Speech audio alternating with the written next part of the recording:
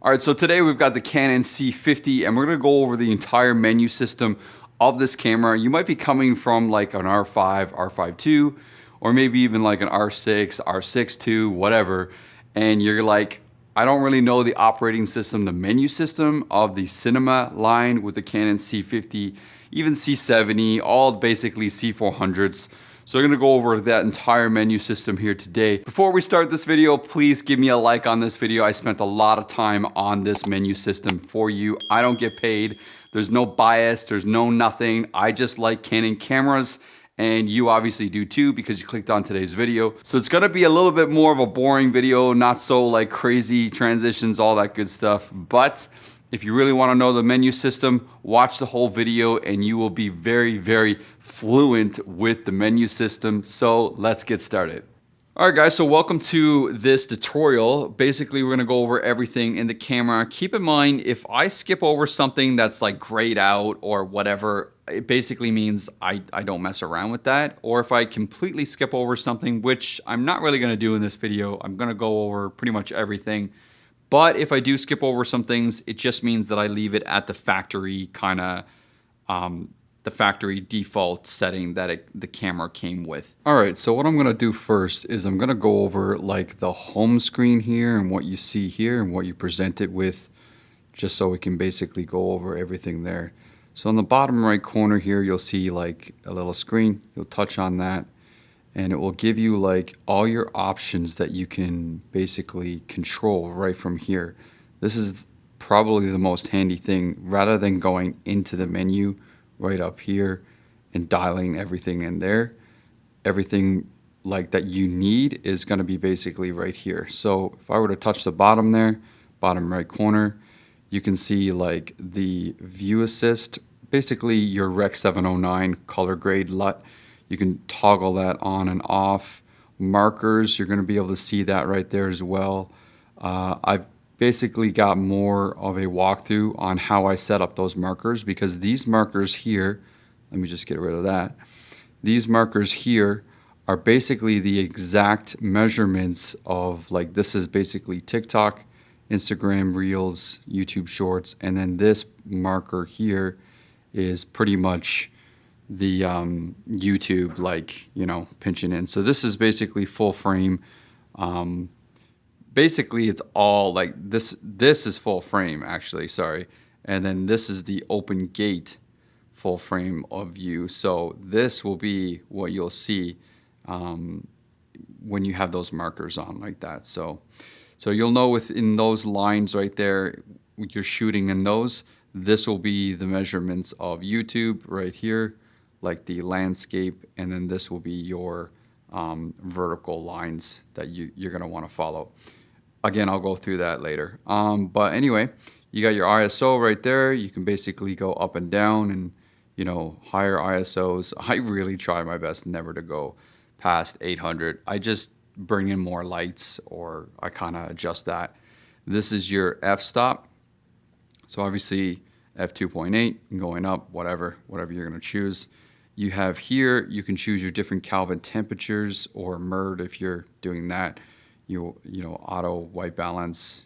I always dial in my Kelvin temperatures. I don't ever put, you know, auto, because that's, amateurs do that, personally, in my opinion. But again, I did auto for the longest part of my career because it's just something that you don't have to worry about, right? So, but over time you get used to it and you're like, oh, this is kind of what I need. But anyway, I think I missed some things back here, so I'm gonna go back here. So you're peaking. So if someone is, I'm also gonna put on screen some B-roll demonstrations of these kinds of things in case, you know, you don't know what this is. So I'll put that on the screen as well. Waveforms, I like to put the waveforms on there every now and then. Check exposure, false color. I am in love with false color. I never used to use that before. Big mistake. Once you really get to know false color really well, you actually will love it, because it basically never lies to you, and that's just awesome. It's so good. If you don't know false color, you should use that.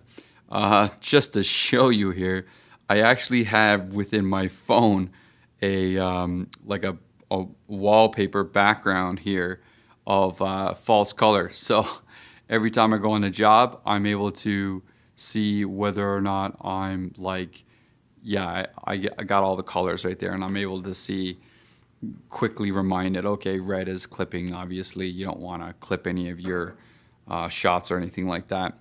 So moving on here, bottom left is to get out of like this area. Okay, so we're gonna go back here. I don't use zebras, so I turn those off.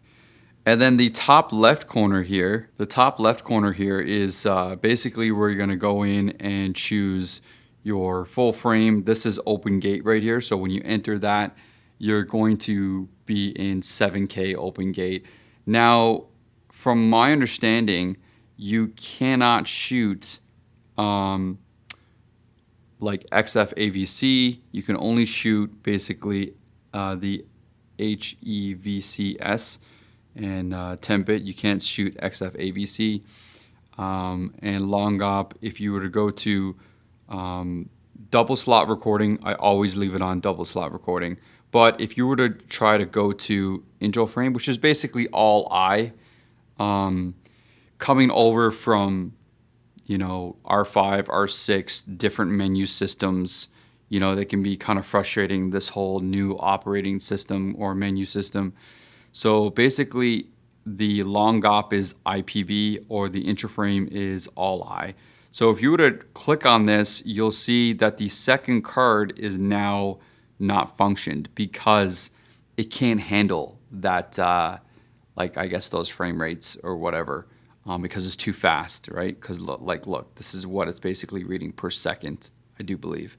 So if you were to go to long op, it basically will be able to dual card record. I always, no matter what I'm doing, I always pick double slot recording, just because I'm paranoid. I don't ever want to lose footage because of, you know, stupidity of like, oh, this card failed on me and I wasn't dual card recording. Well, how stupid of you.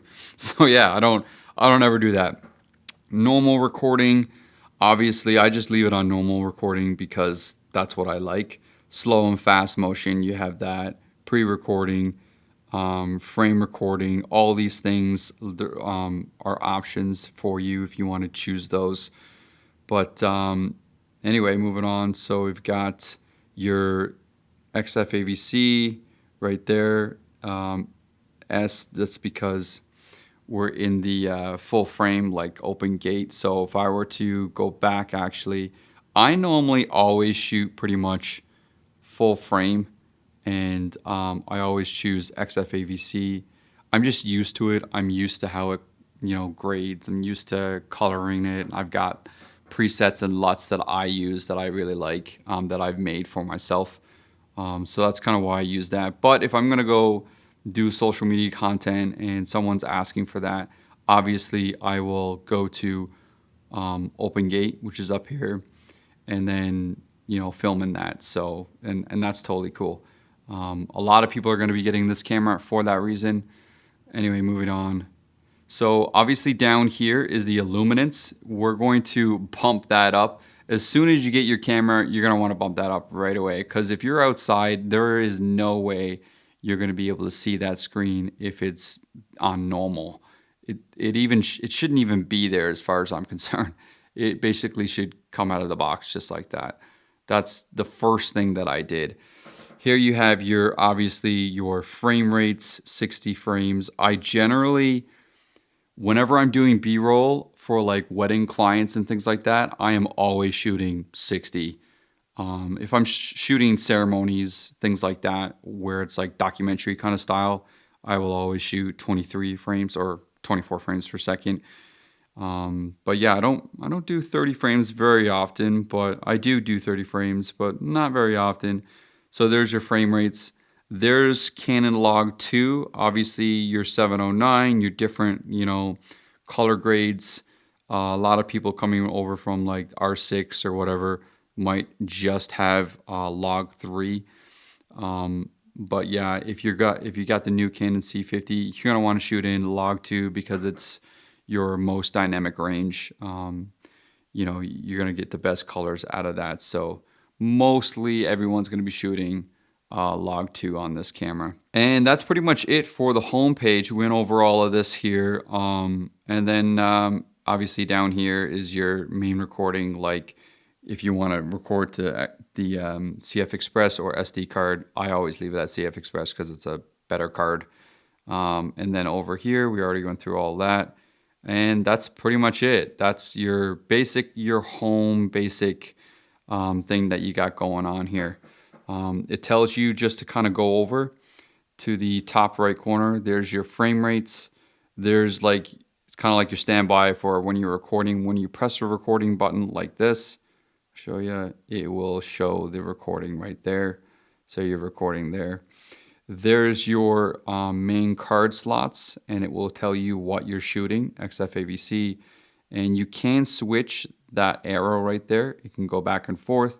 Again, there's your top right, your top left-hand corner, where you can go into your different menus, 24 mil and different like AF, stuff like that. So yeah, we went over all that. There's your audio in the bottom right corner. So yeah, that's just basically that beginning part right there. And now we're going to dive into the menu. So if I go to top the menu button up here, obviously. All right, and then we're going to go to iris mode. Basically, iris is your f-stop. So you can choose automatic or manual. I always choose manual. I don't let the camera choose what f-stop, because the camera will always just basically choose based on the lighting conditions. So if you're in a really dark environment, it's going to choose like a low aperture, right? But you might not want it super sharp or super like bokeh. You might want it at f2.8 or f4, a little bit sharper. So always choose manual, in my opinion. These are like the iris increments, like how detailed you can get. So I'll just show you right here. So if we were to go in here, you can see that it's a little bit more less options, because we've chosen the one right here, the 1 and 2. We want to go 1 and 3. A little more options, in my opinion, is a definite better choice, because the more options, the better. And you can see you got more options right there. Now you can get real detailed and go into fine increment, and that's gonna get like really detailed for you. So if you were to go down and see how like much it takes, like every single little detail. I don't get into that kind of detail for that. So I basically turn that off. Okay, so shutter mode, manual, automatic. I don't basically use automatic for anything. I always will use manual, because I want to be able to control my shutter speed, things like that. So, and I always use shutter angle. I don't use shutter speed anymore. I used to, but so everyone you'll always hear people say like, you know, double, like, so you'll always hear people say like, if you're at 60 frames, you should be at double your shutter speed. So shutter angle actually chooses it for you. So once you put in 180 over the shutter angle, once you change your frame rate, it will actually compensate for you rather than you having to do it. So I always use shutter angle. It looks a little bit better for like motion blur and things like that, in my opinion, and I like that. So that's what that does. But you can choose shutter speed if you want. It is there. Slow is also really cool. You can get these kind of cool effects when you choose the shutter manual to slow, and you can get these kind of cool like motion blur, kind of like someone's super dizzy kind of idea. So you can get that into slow. But I have that as a custom function button on one of these custom buttons over here. Anyway, going down, same idea, shutter increment. I just basically leave those off. Anything that you see in today's video that's off like that, I basically ignore it and I don't use that. Flickering reduction, I have that set to automatic because obviously I want that on. Because that's going to basically, there might be times where you have like LCD lights or you know, a whole bunch of different lights that cause like flickering and stuff. And that gets really annoying. So what the camera is going to do here when you have that on, it's going to basically try its best to make sure that there's no flickering of like LED lights in the background of your shot or anything like that. Moving on, we have base ISO. So these is your base ISO when you're shooting in log 2. 800 and 6400 are your base ISOs. Pretty standard there. You can choose ISO or gain. I have it on ISO. It's just basically, it's kind of like Kelvin temperature MURD or Kelvin temperature. I always just use Kelvin temperature. I don't use MURD. So same idea there. Mode, obviously manual. You don't ever want to put this on automatic because if you do, it will just basically, the ISO will just kind of go all over the place and you can get really grainy footage like that. And I don't do that. I hate that. So I leave that off. Extended range, I basically leave that off as well because I don't want higher ISOs. So yeah, that's pretty much it for that. Going on to light metering. So basically what this is, I pretty much have it on standard all the time. This measures like, so for example, if you're in a backlit situation and you want your subject to be a little bit more in focus or the camera to read that there's a lot of backlight going on here. And if you've done a lot of films for like weddings and stuff, you will run into backlight and it's really a pain and I hate it. I hate backlight. Lighting is key for really good video. And backlight sucks. So if you're in a really bad situation where someone is really backlit, you could come in here and turn this on, and it will help with the backlight, and it will make the subject stand out a little bit more. Most times I'm in scenarios where I control the lighting, so I leave that on standard. And spotlight's really going to help backlit situations, and it's really going to try to know the camera is going to read that you're in a backlit situation. It's going to try to lighten the subject kind of for spotlight, that kind of idea. So the AE shift basically gives you more control from the light metering. Yeah, so that's pretty much all that does. And same with this is like the response of this. Shockless white balance, what that basically does, so it basically smooths out like your colors so you don't shift from one to the other really quickly. I do, most of the times I actually leave this on. So yeah, I'm just gonna go ahead and turn that on. And again, we've got the Kelvin temperature here. You can go MURD or Kelvin. I pick Kelvin temperature because I'm just kind of used to that. All right, so moving on, we have the next one here. Continuous AF is basically, it will basically track the subject continuously throughout like your shots. So this next one is lens action if like the autofocus can't detect the subject. So what I've done is I've chosen to like continually search for that subject.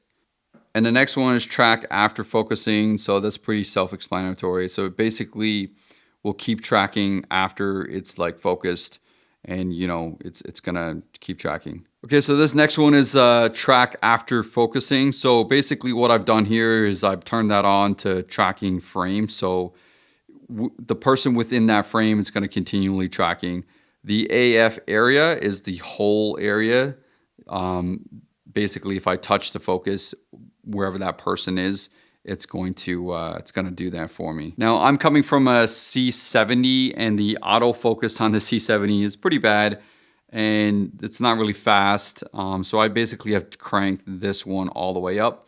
Basically means how quickly it's going to catch somebody. Now, the next one, like the sensitivity as to where it hunts from one thing that you touch to the other, I guess, from switching to them. I don't want that to be really fast, so I kind of put that at 2.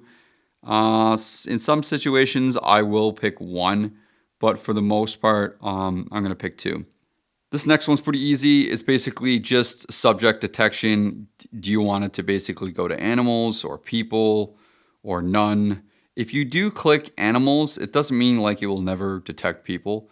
But yeah, so I leave it on people. I'm not really into like, I guess, wildlife photography or nothing like that, or, videography. So, and obviously you can do priority or detect only. So I always use mine on priority. Okay, so with eye detection, I have mine on auto. I don't do like the right eye or the left eye. It's just going to detect the eyes. And this camera does a really good job of detecting like people's eyes.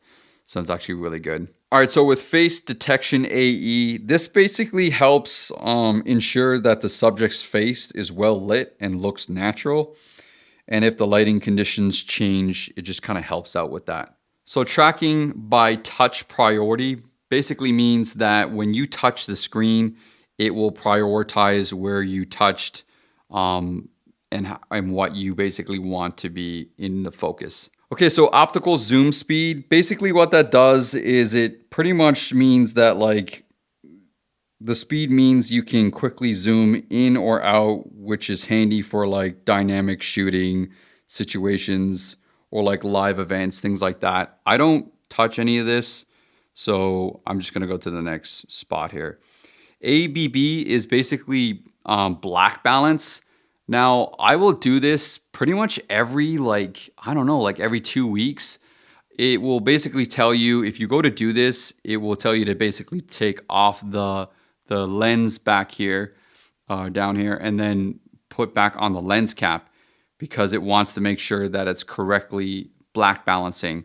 This is really good for things like for dynamic range in your blacks and your highlights and stuff like that. So I actually do that probably every like 2 weeks because I shoot quite a bit with like weddings and stuff like that.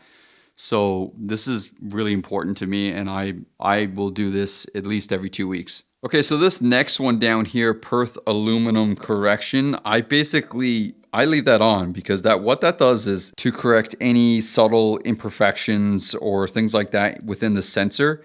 So it's really good to leave on, and I basically leave that on. Same goes with, so chromatic aberration correction is actually really important as well because that basically tells the sensor when you're dealing with, so as a wedding videographer, I deal with a lot of like different lightings with like like the sunbeams and lots of different colors.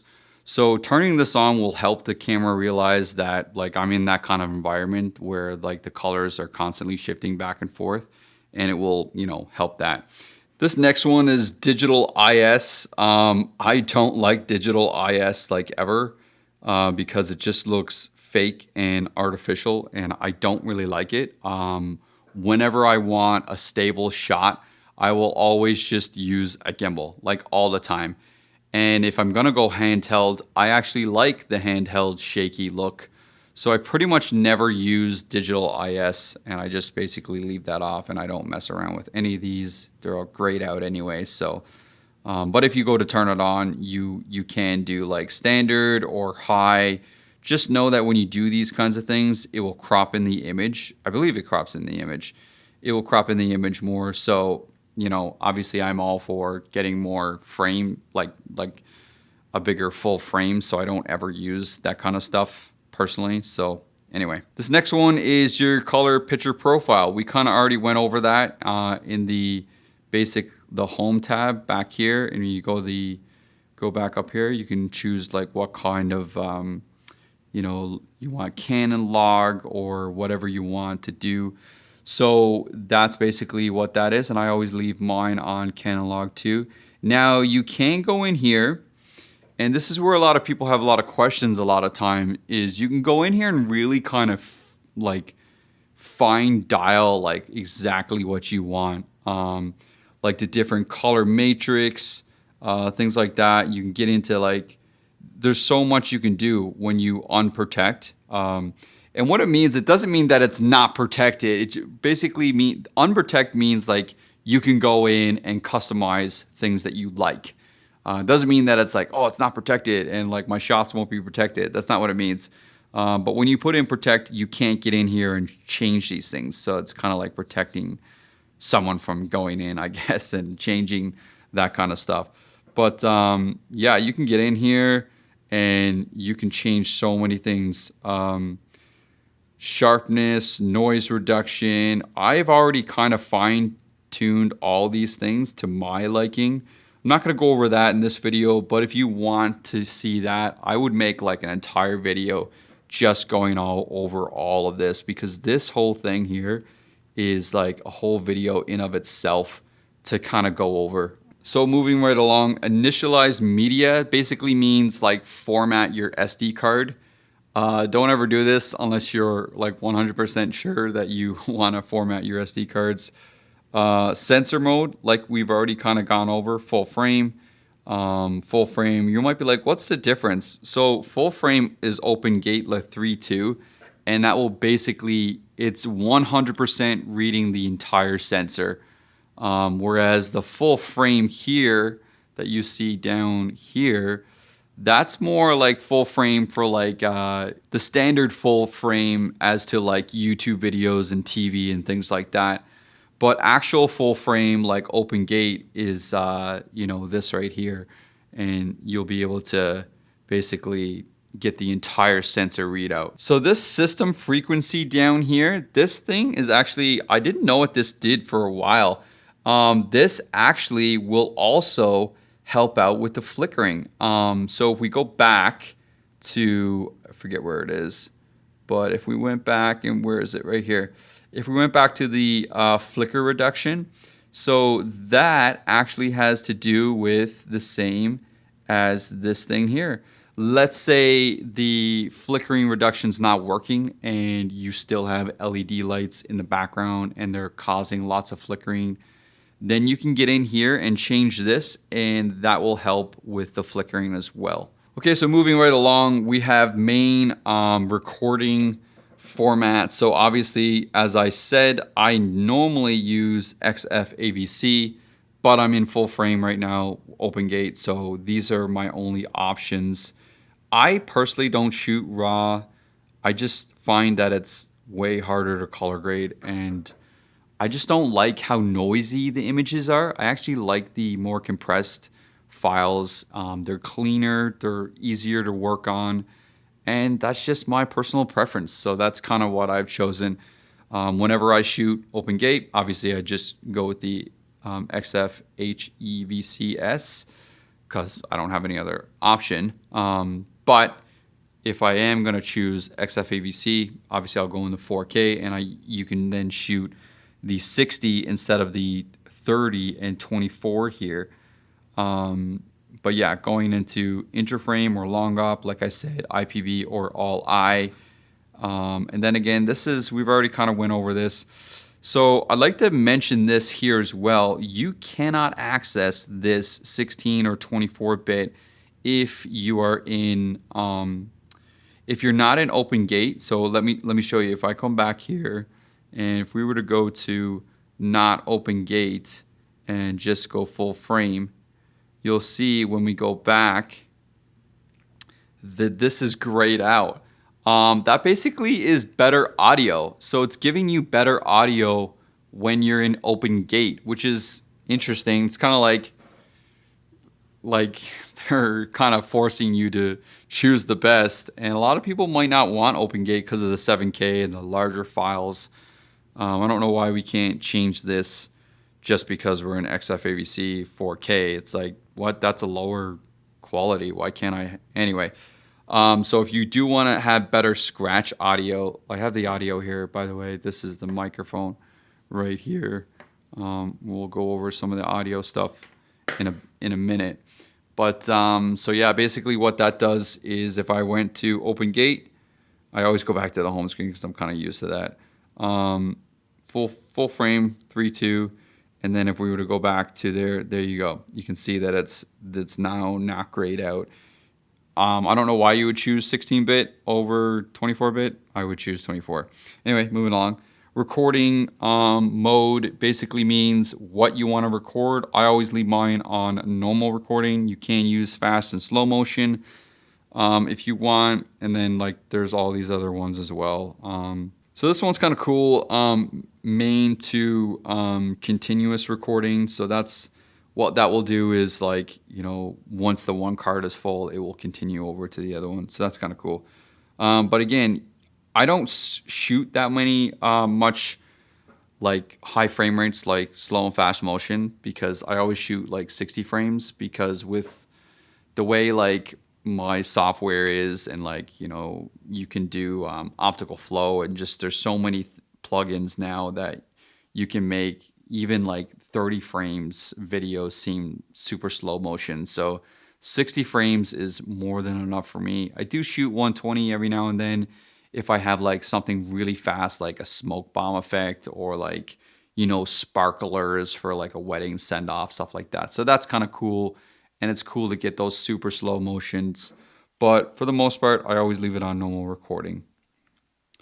Always went over this as well. I always dual card record. Okay, so moving along to metadata. So basically what this is the information. Metadata is like the information that the camera gives. So all of these things kind of like give you information as to what the camera, for example, if you're shooting and you shot like ISO 800, f-stop is f2.8. That's what metadata is. It's basically gives you the information as to what the camera is doing. All right, so moving along to the audio section, you can see right there on the bottom, the audio is going up and down. We've got the built-in mic. I also have a microphone here that I'm using. So if I went ahead and turned that on, you can also see that the audio is going from the mic as well. Now, Canon has done a really good job with this top handle. Let me just kind of put this down here for you so you can see.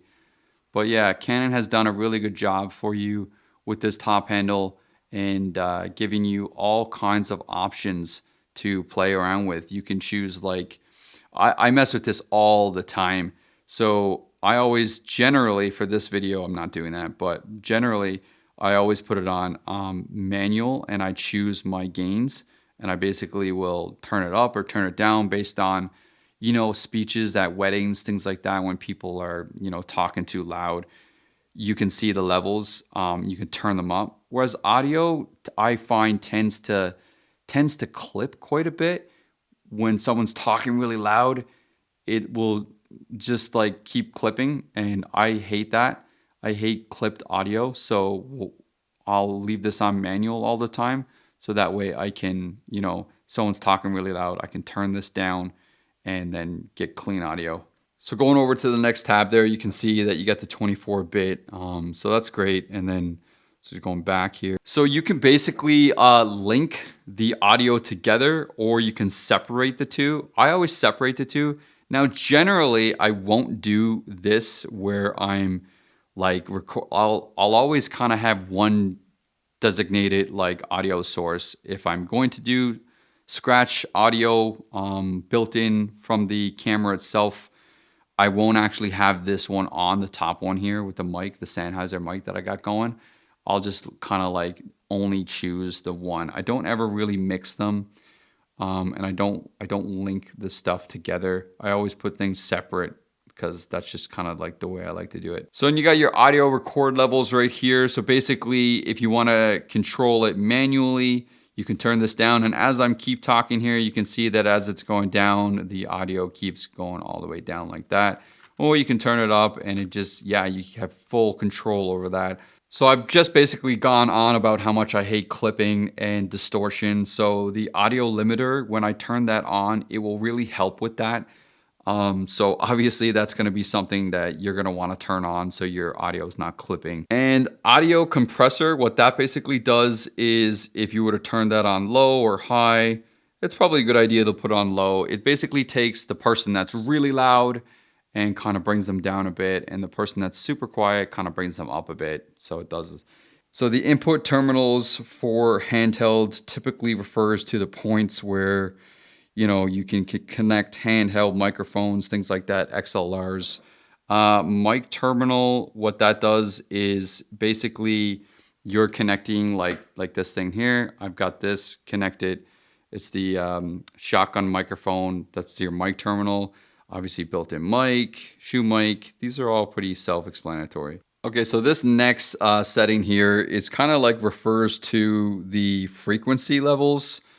I've looked up some information on this, and it has to do with like clipping. And so what was recommended is to leave it at minus 18 dB. So that's kind of where I left that. The headphone volume, this is something I've also done. You know, you plug in headphones and you're able to see, or sorry, hear how loud the playback is. And I've left mine at 8, which is a comfortable level for me. Monitoring channels, basically your channels for like your shotgun microphone or wherever you want to monitor your channels, the HDMIs for like monitors, things like that. So yeah, that's pretty much it. That all I do for the audio section. So the LCD brightness, I don't ever touch these first 3 because it can really mess with your image and kind of trick you into thinking like, hey, my image looks like that. But I have turned up the LCD sharpness to 2, just because from personal preference, from me testing my own stuff, that's kind of where I like it. We already went over this, the illuminance that we can put up to +2. I also really like that they've offered a boost in illuminance here. So that's kind of cool. Like let's say you're out in broad daylight and you're having a hard time seeing. Now don't depend on this because it even says it right on here to not depend on it because it might, it might look different from what your shot actually looks like. But if you do need that extra boost, you can always go into my favorite thing, which is basically false color. You can turn on your false color and that's not going to lie to you. False color will never lie to you. So if you need that extra brightness and you can use false color, go ahead and do that. But for the most part, you can just turn that off and use the +2, which is more than enough. Everything else, I just kind of leave at default. I don't touch anything else there. Anamorphic is basically anamorphic lenses. I don't have any anamorphic lenses, so I don't ever touch any of this. So I'm just going to leave that alone. This is pretty self-explanatory too. This is just basically, black and white images. I keep that off all the time because I don't want that baked into my image. Although you might want that. You might do like an old style TV film or something like that. You might want to bake that into your image and that's totally fine. Okay, so the OSD stands for on-screen display. So this basically gives you all the on-screen displays. Like, for example, let me show you here right quick. If you were to pick top or bottom, and this is the record. So if I go to record right now, you can see the red button right on the top there. So I kind of do the entire frame. So when you go to record, it's basically, as you can see, the entire frame has a red kind of line around it, and that's kind of what I like. It's like, clearly we are recording here. And the display levels, you can kind of see, actually, if you look on the top right-hand screen here, you can kind of see as it changes. That's kind of what it will do for you. It will kind of give you like a lower, so you can actually see more of your image that you're shooting. So all these things basically will just show you more information as to what you're displaying on your camera. So the next on-screen display is the LCD, like the opacity of it. I don't ever touch that because you can actually kind of see it right there. It kind of like lightens it, and when you're using this camera outside in like bright environments, it's pretty much impossible to see like the options in the menus. So I leave that off all the time. But if you were going to go turn it on, you could choose, see, it just, like at that point, it's like you can't even see anything. So I always leave that off, just my personal preference. But you can go play around with that kind of setting if you want to, lighten that up. So the next one here is the view assist, on or off. So you can basically choose whether or not you want this on or whether or not you want it off. I pretty much always have mine on. And something that really annoys me a lot is the playback preview. So if I were to go and record something on this camera and see the CMT 709, because that's kind of what you're shooting with your clients, and you want to show like your client the playback preview of it. It shows it back in log, and I really hate that. I wish Canon would do like a firmware update so you can put the log onto the playback. So yeah, I just choose CMT 709. I don't choose the Canon 709. I like this picture profile personally. It just goes along really nicely with my LUTs and things like that that I do my color grading with. Okay, so the next one is focus guide. That's kind of like focus peaking that I mentioned earlier on the video. So it basically allows you to, you know, track a subject. Well, not track them, but like focus on that subject. So I have that turned on. And again, we have focus peaking here. Now I have these on like my custom function buttons. So I turn it on and off when I need it. Don't obviously want it on all the time because the screen would be pink all the time. And, you know, it's hard to, you know, see your colors and your shot and you're like, oh, does my image look like this or that? So I do have this on, but it's on a custom function button that I can turn on and off whenever I want to turn it on and off. So the next one is magnification. So if I went to turn that on, you can see the white lines go away. That's just because the camera's zooming in. I don't ever really use that. False color, I've already talked about this. I love false color, so I won't go too much more into that. I will say though, there's the index that I kind of took a picture of and I put it on my phone because you know like white clipping is the red, just below white clipping. So if you're always around like the pink and the green, you're pretty good. But they always say like good cinematographers will say, try to get all of these in like one shot, right? Or like go kind of down towards the black if you're wanting more darker, moody, cinematic shots. So it's honestly, it's all preference. There's no like right and wrong way to shoot. Like zebras, again, I have these on. I don't use zebras. I used to use them a lot, but I don't use them anymore because I use false color and focus peaking. So yeah, I don't really use zebras, but essentially it's the same idea as false color and to like skin tones or like the skies clipping. But again, I use false color all the time now. I don't use zebras anymore. So these are your waveforms on the LCD. We kind of already went over this. That's basically this down here if you were to go turn that on. Now I have mine on RGB, I believe it is. So if I go down here, you can turn on the vector scope and there you go. There's your vector scope and you can just turn them both on and off if you want. You can also, if you go to turn it on, you can magnify it like this. If you want to magnify it, you can do that as well.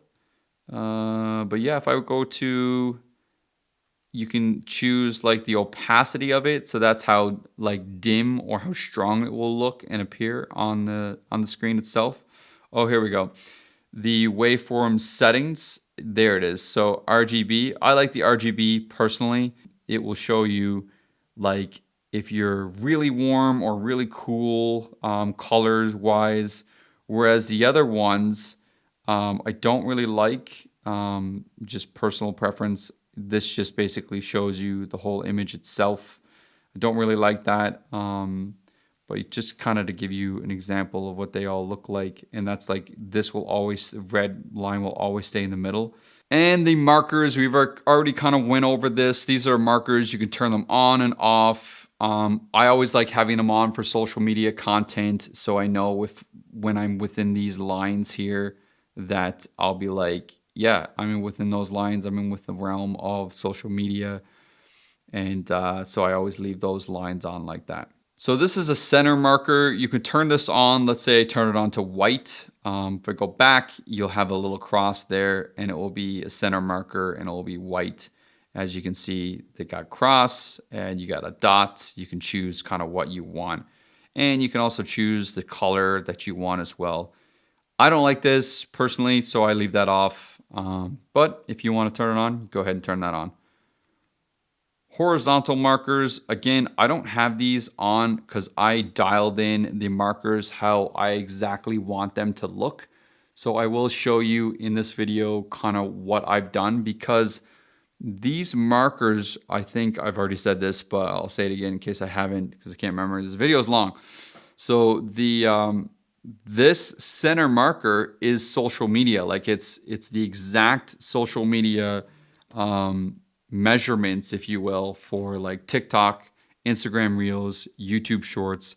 And the white line on the outside is like TV, YouTube, that kind of markers. So, and I'll show you where I did that. The grid markers, again, you can choose kind of like what color you want with those. But again, I haven't chosen these because it's actually a hair over more. I'm very precise.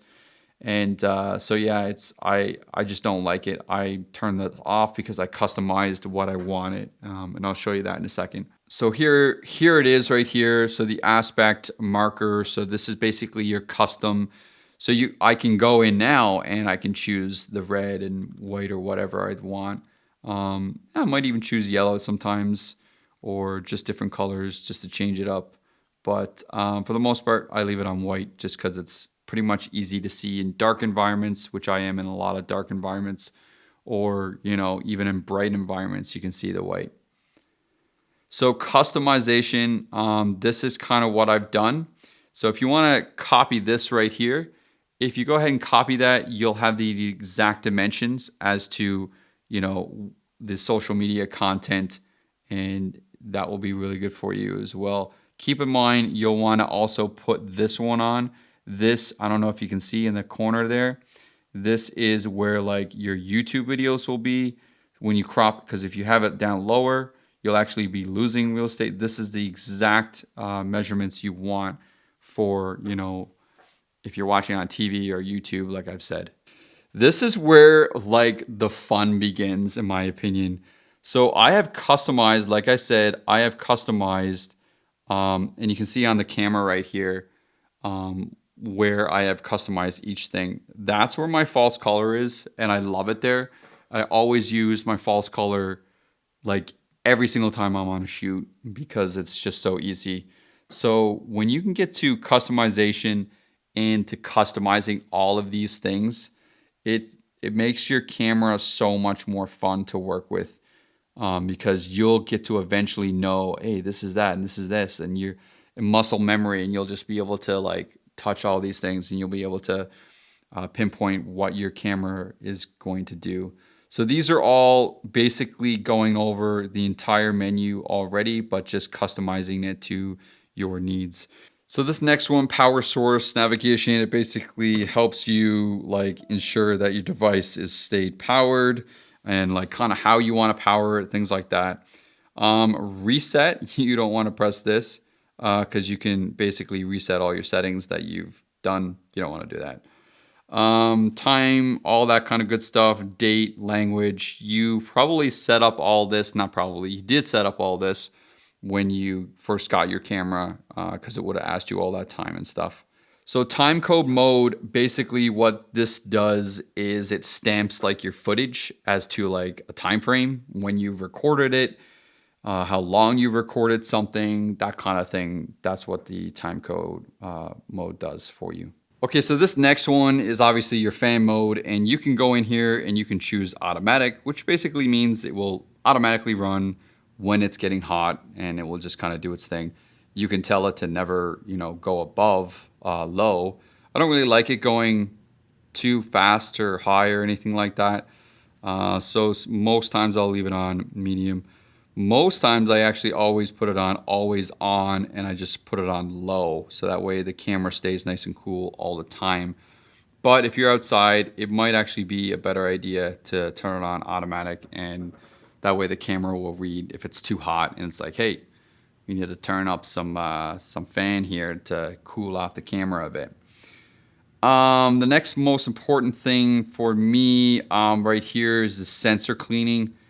You can obviously go on here and just kind of sensor clean the camera. I believe it does that every time you turn it on and off anyway. So let me just go ahead and do that. Yeah, sensor cleaning. It cleans the sensor pretty much all the time whenever you turn it on and off anyway. So I don't really do that very often, like hardly ever. I do the black balance quite a bit, but the actual sensor clean, I don't do that. So the reset hour meter is like your timestamp meter up here. You can reset that if you basically want to, I don't know exactly how long a video is that you're recording. You can, that's what that reset hour meter does. And then the next most important thing for me is the firmware. Obviously, you can go in here, and I have a video on my channel on how to update firmwares if you don't know how to do that. So yeah, you can check that out. But updating your firmware is very important. Keep in mind though that when you do update your firmware, generally your camera will go back to default. So you'll have to basically put all your settings back to normal. You can put all your settings on an SD card. I know my camera pretty much in and out. It takes me like just a few minutes to put all the settings back into where I kind of want in my camera. So I don't really do the SD card thing, put it on the SD card and put it back in. And I'm just lazy, I guess, and I don't do it that way. But I do know how to do it. I just don't. When a firmware comes out, I'm like really excited and I kind of want to update the firmware right away. So I go ahead and do that pretty much right away. So that's it. I hope you enjoyed today's video going over the full menu. And again, if you have any questions, please leave them down in the comments. I will always answer the questions. And that's it. Hope you enjoyed today's video. Take care. I'll see you in the next one.